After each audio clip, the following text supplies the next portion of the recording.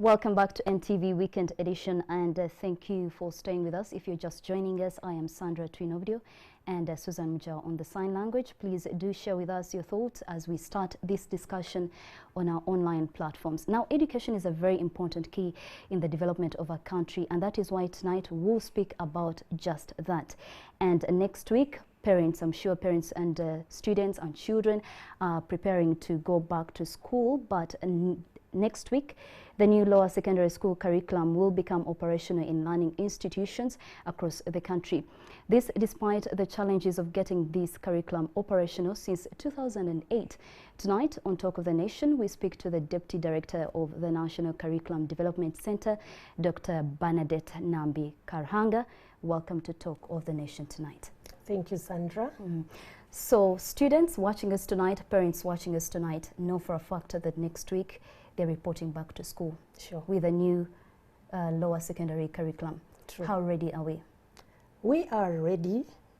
We have what it takes for us to have the curriculum rolled out. We trained our teachers, and trainings are ongoing because it was not a one-off. As you are aware, we trained 20,000 teachers, and we have about 30,000 more teachers to train according to the statistics. And we have made it in such a way that we shall continue giving teacher support at school level, but also we are planning to have continuous professional development programs for teachers, which will be conducted during holidays. We have distributed the materials required. We distributed the the curriculum framework last year in November. We also distributed the syllabus documents. And the way we have planned, or the way we designed our syllabus documents, was in such a way that even when you don't have a teacher's guide, they are a guide in themselves, because we have integrated the activities in there. We have also given guidance to the teacher in the syllabus, such that you are given guidance on how to proceed in as far as a given concept is concerned. So to me, once we have the teachers, once we have the books, once we have the syllabus documents, I believe we are set to go. You know, about a week or two ago, we did host Philbert Bagoma, who's the General Secretary of UNATU, and he said the idea of the curriculum is actually good, but the implementation process. You are mentioning to us that you've trained 20,000 teachers and 30,000 more are yet to be trained. Yeah. There are some sections that believe that it would be proper for you to hold on the implementation and instead train the teachers, because the number of teachers trained are not enough. Actually, the number of teachers trained are sufficient for Senior 1. As you may be aware, these teachers, each of them has 2 teaching subjects. So when you train 4 or 5 in some centers, you'll find yourself teaching more or less teachers of 10 subjects in a way, or 8 subjects in a way. So we believe that when these teachers go back to the schools, we also trained the director of studies, they will be able to train the other teachers. However, NCDC has embarked on a program where we are visiting schools and giving support.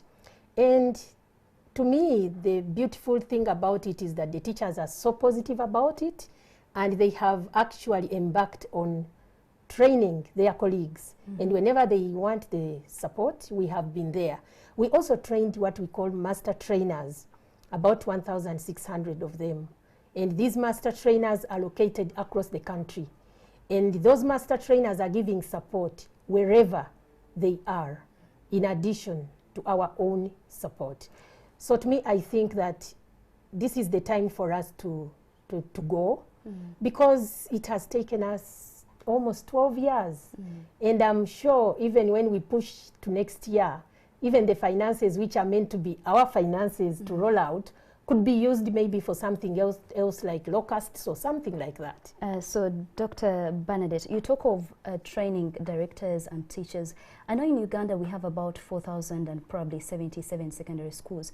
Would you say that every single school in the country has had maybe 2 or 3 teachers being trained? Has every school in this country gotten a chance to have some of their teachers trained? Exactly.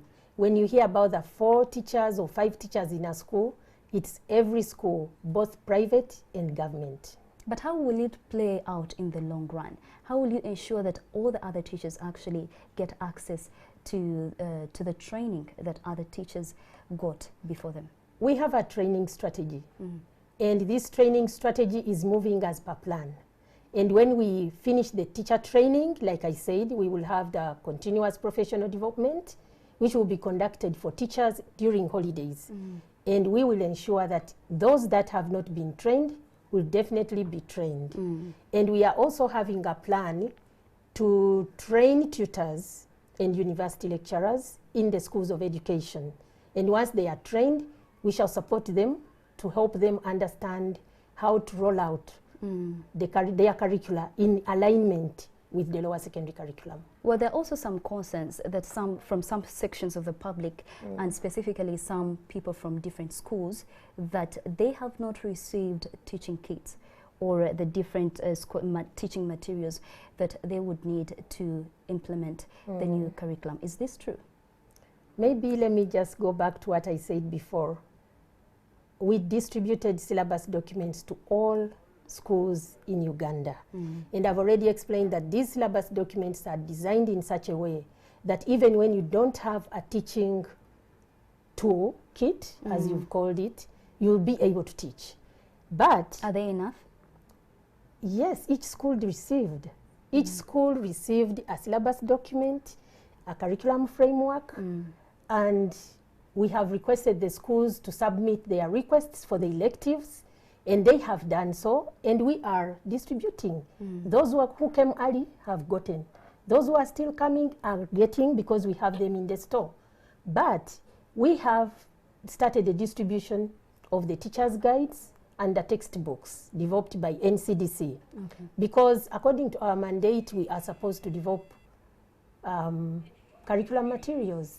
So when you develop the curriculum, you must also have a resource book accompanying your curriculum, which we did. Nonetheless, when government completes the procurement process of the textbooks from the publishers, those will be delivered to the schools. But in the meantime, we have started on the distribution of the textbooks to schools. And they are also given to them in soft copy. So there were some concerns, and I would like you to make them clear for us, especially when the MPs decided to hold the implementation. Issues to do with the number of Kiswahili teachers being few. How are you dealing with that? Actually, that's not true. The number of Kiswahili teachers are sufficient.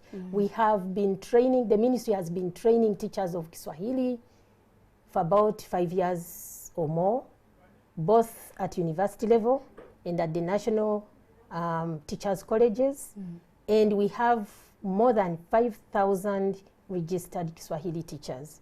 So I think the person who raised that had not cross-checked with the ministry to establish the numbers. But the number of Kiswahili teachers are available, and those schools, for example, the private schools who wish to have Kiswahili teachers can run adverts and they'll get them. Okay, interesting.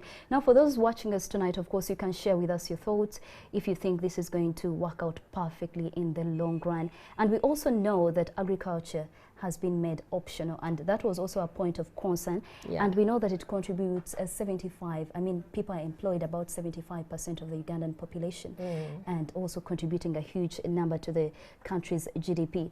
But why would agriculture be made optional? First of all, we all know that agriculture has been optional since 1911, when it was introduced in Uganda. But we also know that the 80% or 75% who depend on agriculture do it on a small scale, basically subsistence. But nonetheless, the major concepts of agriculture, which a learner needs to understand, have been embedded in chemistry, physics, geography, and biology. And a learner, once has been exposed to those concepts, can be able to undertake agriculture. And again, learning does not take place only in the classroom. Most of us have learned agriculture without being agriculture gurus, including myself. I do some farming, but I've never studied agriculture per se. But we are saying that as a ministry, we have another career progression, where those learners who are interested in too much agriculture can go to the farm schools or to the farm institutes or to the vocational schools and pursue a line of agriculture. And also, thank you for actually helping us understand that. There was also another concern in regards to change students when they change school. Yeah. What happens? What is the assessment model that will be used then? We are proposing, or we have proposed, a formative assessment model. Formative meaning that the teacher assesses the learner as the learning takes place. You don't wait for me at the end of the term and then you assess me on 9 topics and then you ask me 1 question or 12 questions, let's say in history, but when I've studied I don't know how many topics. We are saying we need to recognize each learner's contribution towards the learning by conducting this classroom-based assessment. And we are saying that as the learner is exhibiting knowledge or understanding or any skills or any values, we need to be taking cognizance of this. We need to register this, because learning is not only about knowledge. Learning goes beyond knowledge. We need to be people with values. We need to be people who have the skills to apply what we have learned. So we are now looking at all those angles and saying the teacher should register the successes of this learner right from the time she gets to the classroom up to the time when that learner gets out of the classroom.